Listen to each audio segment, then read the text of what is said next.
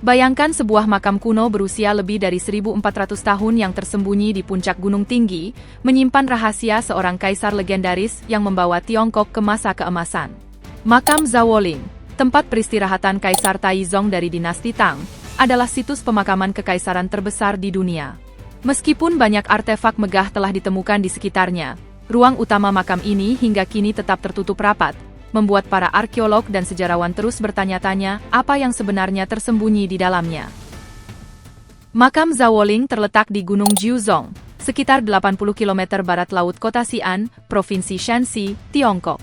Kompleks ini mencakup area luas sekitar 200 km persegi dan merupakan makam bersama Kaisar Taizong atau Li Shimin serta permaisurinya. Yang paling ikonik dari Zawoling adalah 6 patung relief batu kuda perang, dikenal sebagai 6 kuda Zawoling. Kuda-kuda ini adalah tunggangan kesayangan Kaisar Taizong yang menemani dalam banyak pertempuran dan bahkan menyelamatkan nyawanya. Setelah kematian, Kaisar ingin mereka terus melindunginya di alam baka. Li Shimin bahkan menulis puisi untuk memuji kuda-kuda itu. Patung relief ini diukir dengan detail luar biasa, masing-masing berukuran sekitar 1,7 meter tinggi dan 2 meter panjang, ditempatkan di sisi gerbang utara. Sayangnya, pada awal abad ke-20, patung-patung asli rusak parah. 2 di antaranya dibawa ke Amerika Serikat dan kini disimpan di Museum Universitas Pennsylvania. 4 lainnya berada di Museum Stele Forest, Beilin, di Xi'an, sementara replika dipajang di situs asli. Meskipun banyak makam pendamping telah digali sejak tahun 1960, menghasilkan ribuan artefak seperti mural dinding, keramik triwarna Tang, kaligrafi, dan patung batu, ruang utama Zawoling tempat jenazah Kaisar Taizong tetap belum dibuka. Para arkeolog Tiongkok belum diizinkan mengeksplorasi inti makam ini, kemungkinan untuk melindungi situs dari kerusakan, atau karena pertimbangan teknologi dan etika pelestarian. Hingga saat ini, Zawoling bukan lagi bangunan megah seperti dulu, tetapi artefak yang ada sudah cukup membuktikan keagungannya. Museum Zawoling di situs tersebut memamerkan banyak penemuan berharga, memberikan gambaran tentang kehidupan, seni, dan kekuasaan dinasti Tang. Suatu hari nanti, ketika teknologi memungkinkan dan izin diberikan, kita mungkin bisa menyaksikan sendiri rahasia di balik peti mati Agung Kaisar yang dianggap terhebat dalam sejarah Tiongkok. Hingga saat itu, Zawoling tetap menjadi saksi bisu kejayaan sebuah era emas yang menginspirasi hingga kini. Makam Liu Pi, putra sulung Kaisar Gao dari dinasti Han, baru-baru ini digali di Jiandu, Provinsi Jiangsu, Tiongkok. Makam ini, yang berasal dari periode dinasti Han awal, dipenuhi dengan emas, perak, dan harta karun kuno. Liu Pi adalah raja kedua negara Qi, sebuah negara bawahan dinasti Han, yang memerintah dari Jiandu. Liu Pi meninggal pada tahun 128 sebelum Masehi, pada usia 32 tahun, setelah 26 tahun memerintah. Meskipun terjadi perampokan makam berulang kali selama berabad-abad, para arkeolog sangat gembira menemukan lebih dari 10.000 artefak tak ternilai yang terbuat dari emas, perak, tembaga, dan giok. Yang lebih luar biasa, mereka menemukan beberapa kereta perang berukuran asli dan puluhan kereta perang yang lebih kecil. Menurut para ahli dari Museum Nanjing, penggalian kompleks makam berlangsung antara tahun 2009 dan 2011. Kompleks makam tersebut mencakup 3 makam utama, 11 makam sekunder, 2 lubang dengan kereta perang dan kuda, serta 2 lubang dengan senjata. Gundukan pemakaman terbesar dulunya adalah makam Raja Qi, yang memiliki 2 terowongan panjang menuju ruang pemakaman, tempat banyak persembahan ritual dan barang-barang pemakaman ditempatkan. Selama hidupnya, Liu Pi dikenal karena gaya hidupnya yang mewah dan kekagumannya pada kekuatan fisik. Oleh karena itu, makamnya dipenuhi dengan persenjataan, termasuk pedang, mata tombak, busur panah, halberd, dan lebih dari 20 model kereta perang. Uang juga dikuburkan bersamanya, dengan harta karun berisi lebih dari 100.000 kon persegi dari zaman Kaisar Qin Shi Huang. Sayangnya, peti mati raja rusak, dan tubuhnya telah membusuk. Namun, di makam kedua yang diberi label M2, para ahli menemukan peti mati giok yang menjadi penemuan paling mengesankan dari seluruh makam, bersama dengan barang-barang emas, perak, dan tembaga. Meskipun ruang pemakaman utama telah dijarah, struktur peti mati giok ini tetap utuh, menjadikannya peti mati giok utuh pertama yang pernah ditemukan dalam sejarah arkeologi Tiongkok.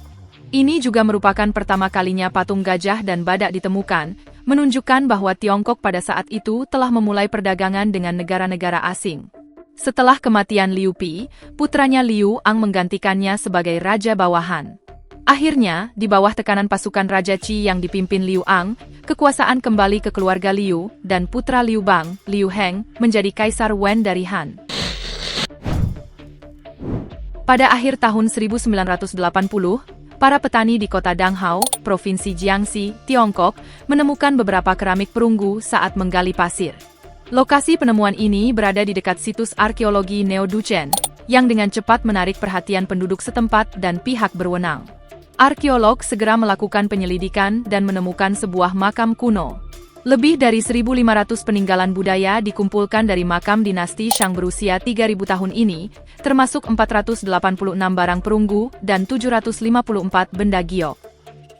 Artefak budaya yang digali sangat beragam jenisnya dan dibuat dengan sangat indah, termasuk bejana kurban, alat musik, alat pertanian, dan senjata.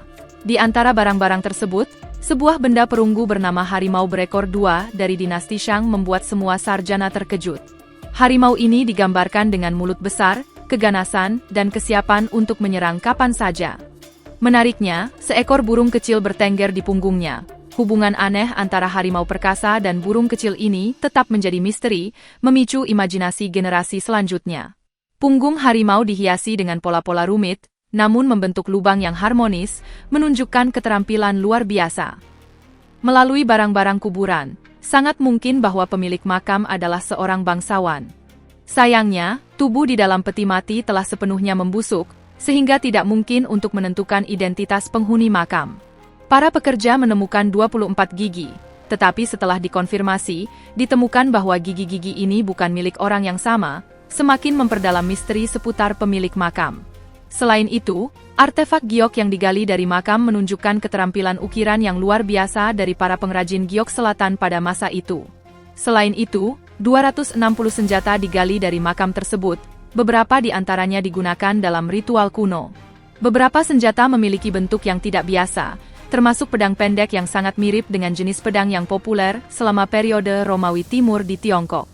Para ahli juga menggali anak panah dan senjata berbentuk busur, yang menyediakan material berharga untuk penelitian arkeologi.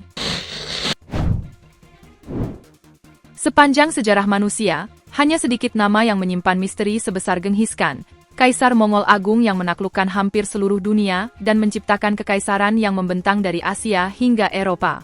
Namun, di balik dominasinya, terdapat satu teka-teki aneh dan tak terpecahkan yang telah bertahan selama hampir 800 tahun, lokasi makamnya. Meskipun waktu berlalu, tempat peristirahatan terakhir sang kaisar tetap menjadi rahasia yang gagal diungkap oleh para arkeolog. Untuk memahami misteri ini, mari kita telusuri jejak orang paling berkuasa dalam sejarah manusia, dimulai dengan peristiwa kematiannya pada tahun 1227. Kematian Genghis Khan sendiri pun diselimuti kabut, menjadikannya salah satu pertanyaan terbesar yang tidak dapat dijawab oleh para sejarawan hingga hari ini. Mungkinkah makam sang penakluk berisi harta karun tak ternilai dari peradaban timur dan barat? Seperti misteri kematiannya, lokasi makam Dewa Perang Mongol ini juga menjadi teka-teki yang belum terpecahkan bagi para sarjana modern. Selama masa hidupnya yang penuh penaklukan, Genghis Khan dan kavaleri terkenalnya menyapu Asia dan Eropa, menjarah serta mendominasi kota-kota kaya yang tak terhitung jumlahnya. Oleh karena itu, makam Genghis Khan tidak diragukan lagi dipenuhi dengan harta karun dan peninggalan tak terhitung dari berbagai budaya. Bahkan, makamnya dikatakan 100 kali lebih kaya daripada makam terkenal Qin Shi Huang di Provinsi Shaanxi, Cina. Satu-satunya hal yang pasti dalam dokumen sejarah adalah jenazahnya diangkut kembali ke Mongolia setelah kematiannya. Banyak sejarawan Mongolia percaya ia dimakamkan di dekat Sungai Onon, dekat Pegunungan Alai, tempat peristirahatan banyak raja Mongol. Namun semua ini hanyalah spekulasi. Terlepas dari berbagai survei, mulai dari tim arkeologi Tiongkok hingga pencarian skala besar yang didanai oleh National Geographic, hasilnya selalu nihil. Mengapa pencarian makam Genghis Khan begitu sulit? Salah satu teori paling meyakinkan adalah bahwa para prajurit setianya menciptakan lapisan perlindungan yang sangat teliti untuk menyembunyikan semua jejak. Setelah jenazahnya dimakamkan, ribuan kuda didatangkan untuk menginjak-injak semua bukti. Lebih jauh lagi, mereka yang berpartisipasi dalam pemakamannya juga dibunuh untuk melindungi rahasia tersebut. Setiap petunjuk tampaknya telah dihapus sepenuhnya, sehingga makamnya tetap menjadi misteri yang tak terpecahkan. Tim arkeologi terus berupaya meskipun menghadapi berbagai kesulitan, termasuk penentangan dari masyarakat Mongolia dan fenomena aneh yang dilaporkan. Semua ini hanya menambah misteri yang mengelilingi makam Genghis Khan. Terlepas dari lokasinya, semua sejarawan sepakat bahwa makam ini adalah bagian dari kisah besar seorang pria yang mengubah arah sejarah manusia. Genghis Khan bukan hanya seorang pejuang, tetapi juga simbol kekuatan, kecerdasan, dan misteri abadi. Pada tanggal 20 Maret, para arkeolog Tiongkok mengumumkan penemuan harta karun luar biasa yang terdiri dari lebih dari 10.000 barang emas dan perak di dasar sungai di Provinsi Sichuan, Tiongkok. Harta karun ini, yang diperkirakan berasal dari lebih dari 300 tahun yang lalu dari dinasti Ming, ditemukan sekitar 5 meter di bawah dasar sungai di pertemuan Sungai Minjiang dan Jinjiang, sekitar 31 mil selatan Chengdu, ibu kota Provinsi Sichuan.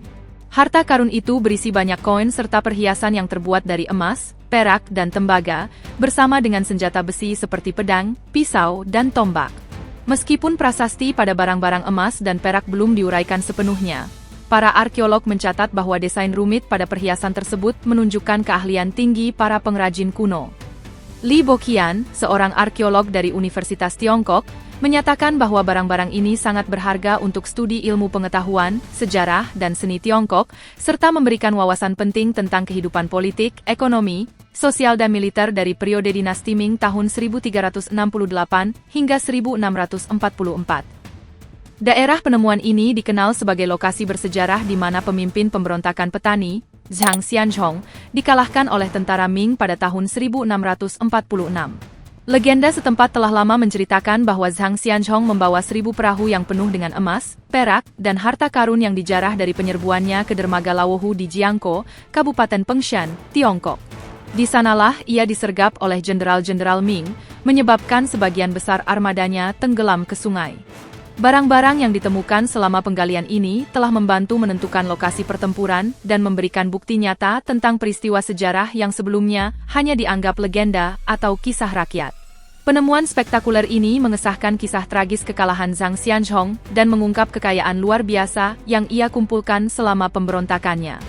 Dunia kuno selalu menyimpan banyak rahasia yang menarik. Ini bukan hanya tentang penemuan artefak yang berharga, tetapi juga seluruh proses sejarah di baliknya yang perlu kita gali dan jelajahi. Penemuan di Sichuan mengesahkan legenda dan menulis ulang sejarah Tiongkok. Terima kasih sudah menonton. Jika Anda menyukai video ini, jangan lupa like, subscribe, dan aktifkan notifikasi agar tidak ketinggalan kisah kami selanjutnya. Sampai jumpa di video berikutnya.